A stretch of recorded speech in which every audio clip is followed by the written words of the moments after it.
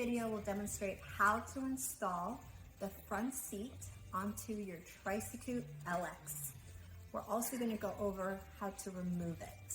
So the first step to install is you want to lift the feet support bar up and out of the way.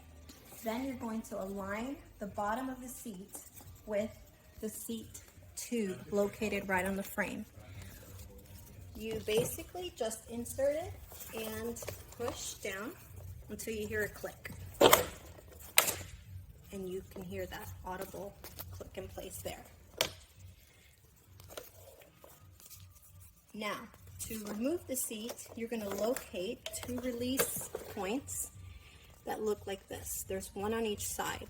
You're simply going to pull to the sides on both sides here and lift the seat off of the seat tube.